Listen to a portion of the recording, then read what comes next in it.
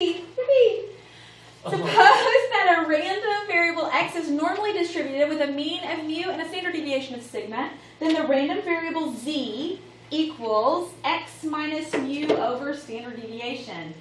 Is normally distributed, and so when we're standardizing, remember, we're comparing everything to the standard curve that has a mean of 0 and a standard deviation of 1. Remember, the reason that we standardize is so we can compare things that aren't necessarily exactly the same. So that's why we have standardized tests. When you guys take the SAT, it's not the exact same test, but it's comparative. So that's why they standardize it. They compare your score to the standard bell curve. They compare the last kids that took its score to the standard bell curve so that we can compare all of your scores together. That's what standardizing is all about. So we're comparing everything to the regular normal bell curve, which they put right here, the standard curve. Zero's in the middle, negative 1, 1 on each side. This is where your z-table comes in. There is a z-score table in Appendix A, Table 5 of your online book. Not that you're going to access that. But you have a z-table. It's on the first page of when you pull up in Canvas. I think it's green, bright green. It's right under my left plus. Yeah, if you click it, it'll pull up a z-table if you need one for something. But usually in my labs, I'm pretty sure, oh, we haven't done one yet. I'm pretty sure in my labs they put the portion of the z-table, kind of like this, that you need in the problem. You know how they do that with the tables? Sometimes you can click on it and pulls a table of data up. I think they do that with the z-table. You can pull it up. Pretty sure it does that, but if it doesn't, you have the z-table in Canvas. All right, so IQ scores can be modeled by a normal distribution. The mean is 100. The standard deviation is 15. An individual whose IQ score is 120 is 1.33 standard deviations above the mean. The area under the standard normal curve to the left of Z 1.33 is. Before we go to the table, which I'm sorry that's not a very great copy, it's going to be kind of hard to read. Let's mark it and shade it. So this is a terrible line. That is 0. And your first standard deviation is 1. And that would be 2. So if you mark 1.33,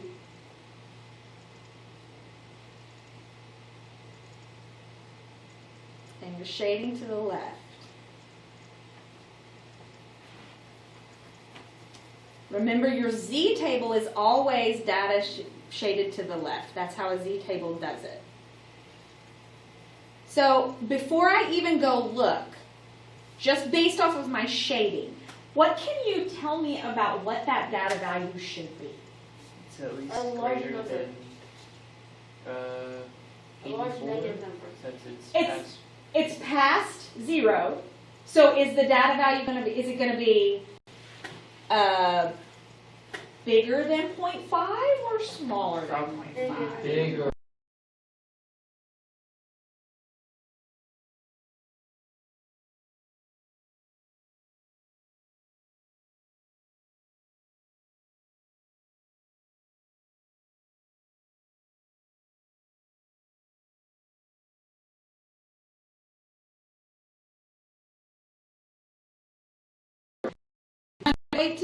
Okay. Can't tell if it was a 99. Yeah, 9082.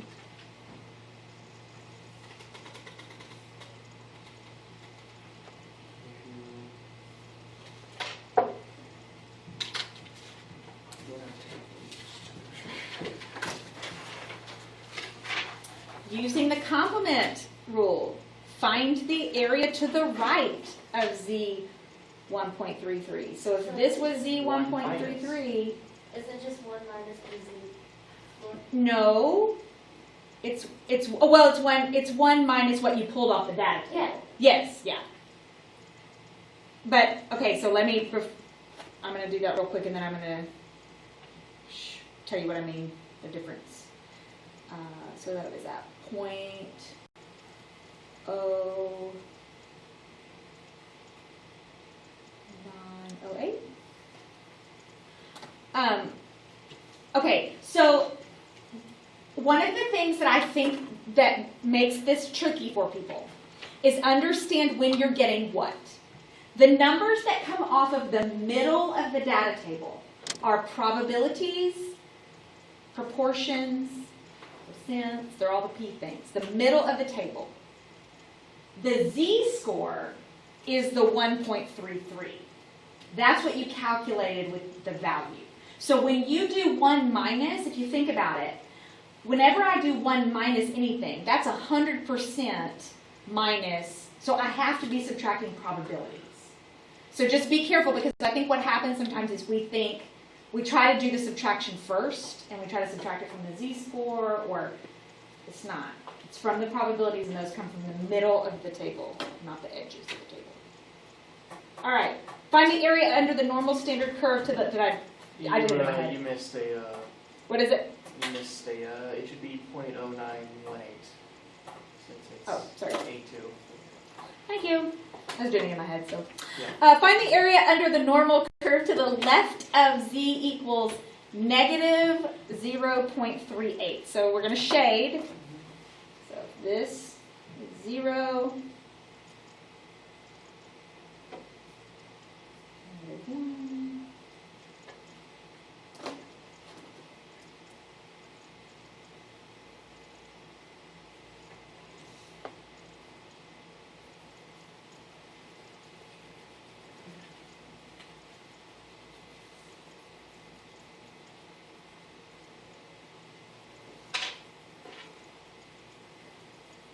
All right, so negative 0.38. It looks like 0.3520. Yep.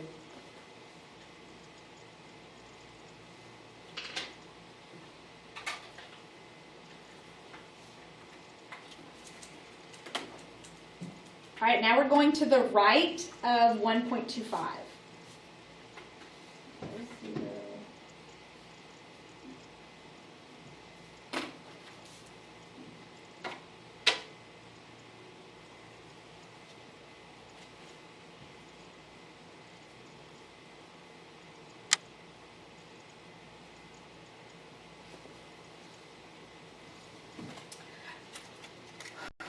Since I do not have my z table right here, y'all still have yours? Yeah, I have to dig it out. I know, and I don't want to dig mine out. Let's just remind ourselves how to do it in the calculator. Do you remember how? No. Yeah. Okay, so let's do it real quick. So, second variations, bars, because their distribution menu is above that. And this is a normal PDF. Oh, sorry, normal CDF. We need cumulative. And we want our upper value to be 1.25. That's where you put your z-score. Leave your mean as 0 and your standard deviation is 1. And I get 0.894. Now, the way that we just did it, that was shading from the left to that 1.25 spot, just like your z table would. And so that 0.894, that doesn't, and obviously, y'all double check yourself. Look at your shading. Does that look like 89% of the curve? No. No, that's because I shaded right, and the value gave me shading the left side. So I need to do the subtraction. So 0.8944 is what I got. And I'm going to do 1 minus 0.8944.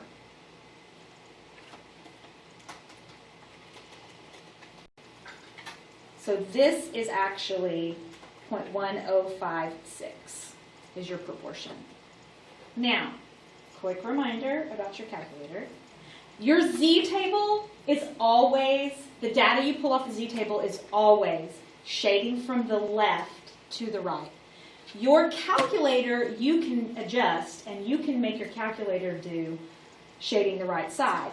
So if I do the same thing, second, and go to the distribution menu, 2 for a CDF, I'm going to take that lower value, and I'm going to make the 1.25 the lower value. My upper value, I need to be the positive version of what was there, so it's going to be 1. To add that E, that capital E, if you look right above the comma next to x squared, it's blue.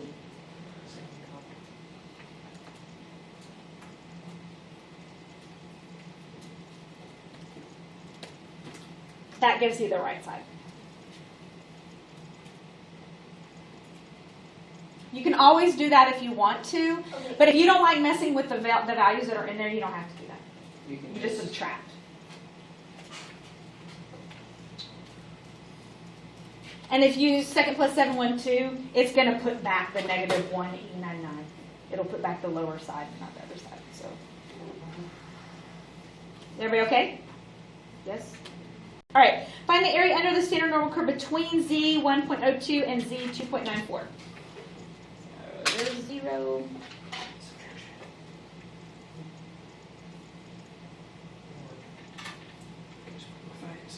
Yep.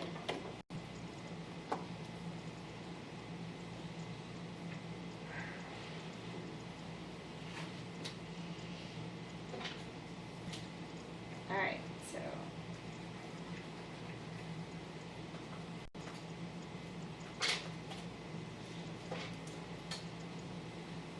so you would go to your z table or your calculator.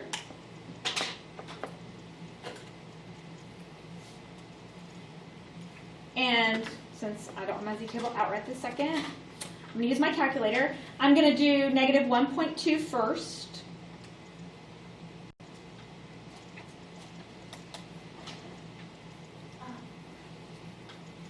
And I get the data value 0.1539-ish. And then I'm going to go back and I'm going to do the same thing but with the other data value.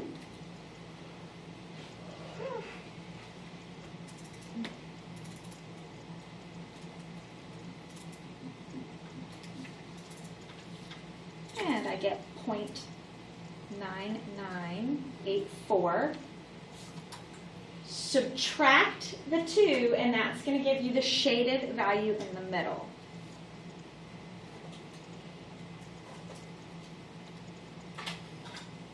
So my overall shading is 0.8445. Now again, on your calculator, so if you're pulling numbers off your data off your z table, that's exactly how you're going to do it because your data on your z table is always shaded from the left. But on your calculator, you could go to your CDF, and you could make the lower value negative 1.02 and make your upper value 2.94, and it will find it for you. How did you do that? So on your CDF, just change your lower data value because you're giving the lower boundary and the upper boundary, and it's going to shade that's what between we those. didn't do in the first place, so I was a little confused when we did both of those separately. Well, because if you didn't have a calculator, you would have to pull them off the table separately and subtract. Okay. But you do have a calculator. But, you know, who knows? You might not at some point. And you just subtract them. Okay. Procedure for finding the probability of a normal random variable. Draw a normal curve, shade the desired area, convert the values of x to z-scores using the formula, and then use your table or your calculator to find the desired area.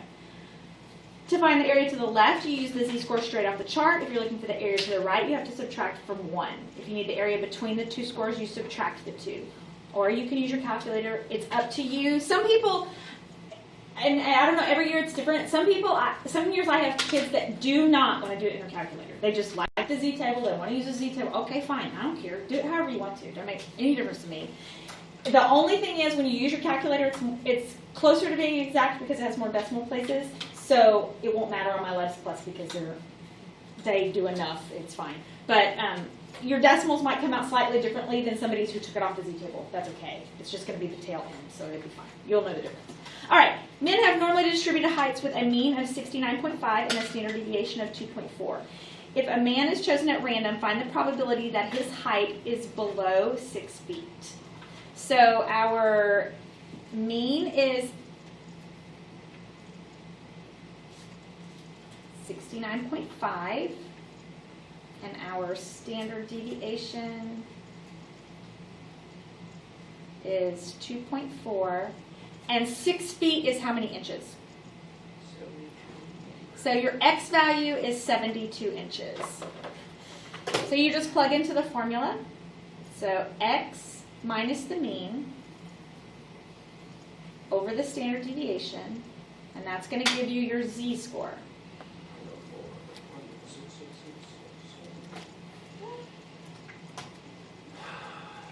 Barely over 1. Yeah, just barely.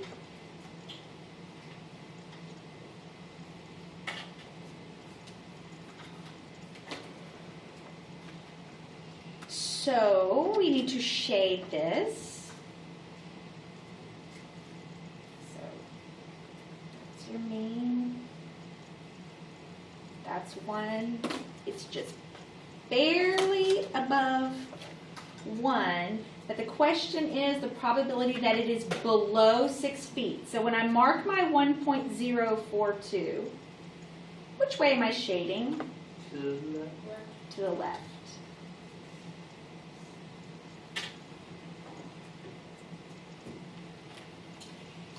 You can now go to your Z table or your calculator and find the actual probability.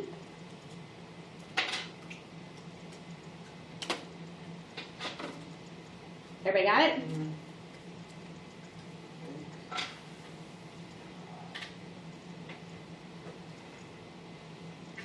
So the probability that his height is less than 6 feet is 0.8513.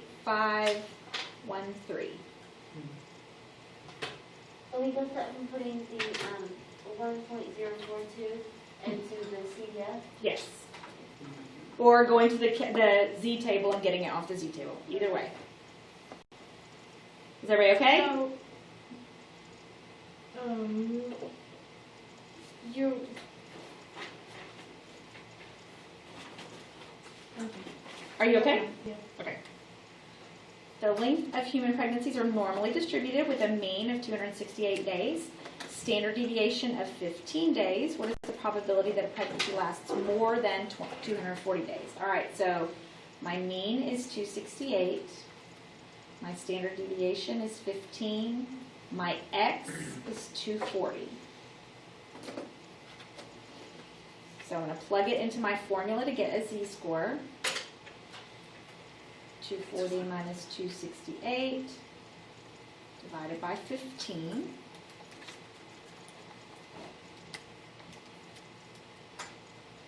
Wait. Oh, I thought you said divided by 215 multiple y. I thought that's what you said first too, and I looked and was like, oops. That makes sense.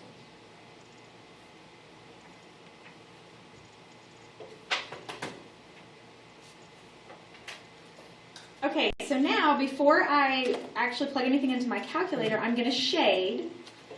The main reason we do this is try to catch ourselves before we make a mistake. Negative 1.877, that'd be like, I don't know, right here.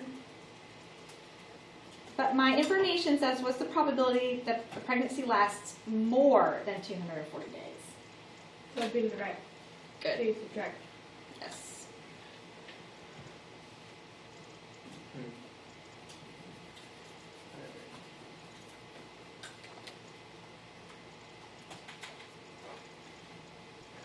So just because I don't want to mess with my calculator, I'm just going to use it shading from the left just like I was using a Z table. So I am going to do like 1 minus, just so you know. So 1 minus 0.533.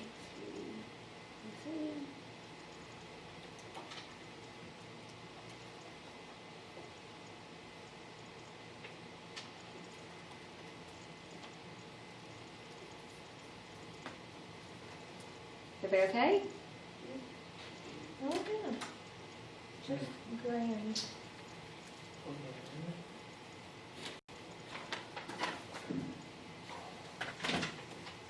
The end feels near. Bank loan officer rates applicants for credit. The ratings are normally distributed with a mean of 200, standard deviation 50. If an applicant is randomly selected, find the probability of a rating that is between 170 and 220. So you have 2 X values here. So my mean is 200, Standard deviation is 50. I have x 170 and I have x 220. So we're going to find two separate z-scores. And then subtract them. Yes. Those are numbers, I guess.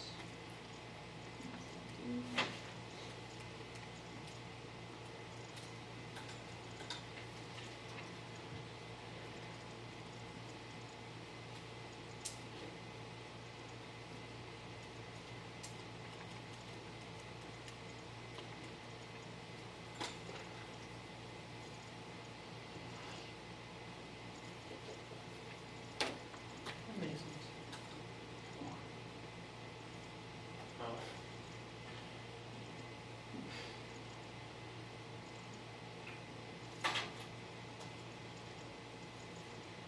Okay, again, I'm going to find it as if I were using a z-table and not put the lower and the upper, just because it's probably good practice.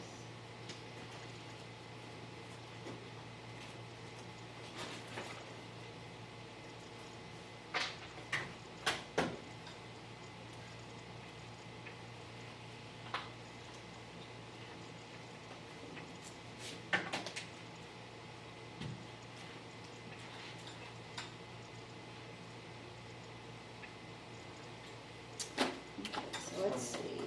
This is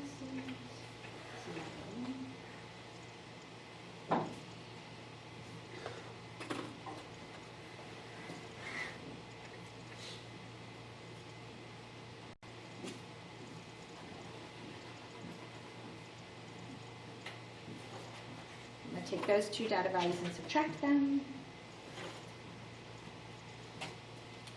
It's funny.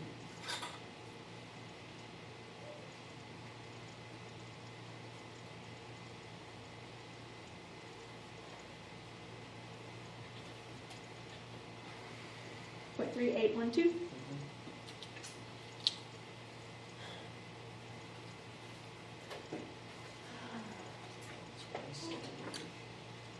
All right. Are y'all okay? I don't know. I don't know how okay. No, let's go backwards. So now we're going backwards. We have to find the z-value, find the z-score, given this, which is a probability. If you were using a z-table, the probabilities, percents, proportions, they're in the middle, and you work your way out. If you're using your calculator, then we have to do the inverse of what we were doing. So if you hit second distributive, that would be inverse normal. Number I'm 2. good all of what we just like. 18212. Can't do this. You can do it, Maddie. You can do it because it's really easy. The first thing got to stick first. All right, so you get 0.9199. That is a z-score. So you can write down z equals 0.9199. A z-score is a standard deviation. So that means Why is it 9191? 9199. Oh, okay, they said 9191. Okay, sorry. 9199. So what if we were using the z-score? What would we do with that first number we have, or the We z-table? would look for it in the We look for it in the middle. So you would search, Oh, okay. You would search for that actual. you would go, number. yeah, you would look for point, what is it? And you would go out like this Okay. until you find that. Okay. Great. And so since a z-score is a standard deviation, then I can mark it on my curve, like right here. It's almost 1. So this is my z equals 0.9199, and it's shaded to the left. So when they give us this, how do you know that you're going backwards? Because they it give you says the number, find the z-value. You're not given and these one. are giving you like the standard deviation and all that. Right, and so if it says find the proportion, then you're going the other way. But if it says find the z-value, you're working backwards. Okay. So again, you would go to the middle of your table and work your way out. So before I do it, or before I plug it in my calculator, it's 0.2015. Remember, this represents area under the curve. So what can you tell me needs to be true about my z-score? But it needs to be pretty big. It needs to be what? Pretty big, because we have to subtract that from 1. No, we're not subtracting anything from 1. Oh, just kidding. That is, they've already given us the proportion. This is the proportion. If I were going to shade 20% of this curve, where would it end up? Like really small. Over. Really small. Really, it's a really small portion. But in this case, it does say to the right. The area to the right is, so I would shade just a little bit over here. All right, so let's look at what it is. Now, in this case, let's see. Inverse normal, because they gave me the proportion. Now, that came out to be negative 0.836. But that's because it's so far over. Is it shade? But that's because, remember, your calculator always shades from the left. But I know I don't need to shade from the left, so what do? Subtract it from. Did you just change this? You just change the sign. This is giving you a z-score. You don't ever, ever, ever subtract 1 from a z-score, or vice versa. This is a z-score. If it gives you a negative, it's only because it shaded 20% of the graph. But your calculator only knows how to shade from the left to the So if right. I'm looking at a table, like the paper, all I would have to do is look for that number. No, because it would still give you negative. Okay. You would have to, you could do 1 minus that number and then get that number and look at that number in the middle. But I think it's easier to just find that number and know you need to switch the sign. Okay. Because if you want 20% of your graph shaded, I get what you're saying now. I was just making Okay. sure that it was the same in both. so if I want, this is 20% of my graph, or 0.2015, but it said to the right. But my calculator just can't do Wait a that. minute, wait a minute. Why are we finding the z-score if we're going to shade it like that? Because it told me to. So the question, like the answer we would put in MyLabs Plus would be the z-score. Yes. So That's what it why asked you you have to for. find the z-score. We did. Yeah. I know, but what I thought, You're not given a mean or anything, so you just like plot it on based on where the standard deviations would be. Off And the Julia, base, I'm just guessing. Like, I'm just, in my mind, it said area to the right is 0.2015. So I was like, okay, well, that's roughly this, and I drew it. I'm nowhere close, because when I put in my z-score and got 0.8363, that's more like here. I didn't shade near enough. okay. Because I was like, on the other one, we shaded it according to the... Which you should be. But Okay. I did that for my own benefit Oh. because I read the words to the right. Oh. And I want to make sure when I look at my calculator and I see negative 0.836, that I know that's not negative.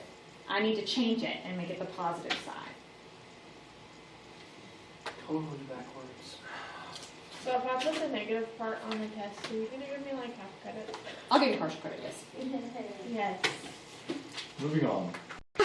David, I'm sorry I'm dumb. No, just meant you said partial credit, so we That's don't all need it anything says. else. Draw a normal curve and shade the area corresponding to the proportion, the probability percent.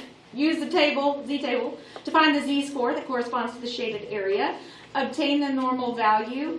So we're working all the way backwards. We're doing exactly what we just did, but now we want to go all the way to the x.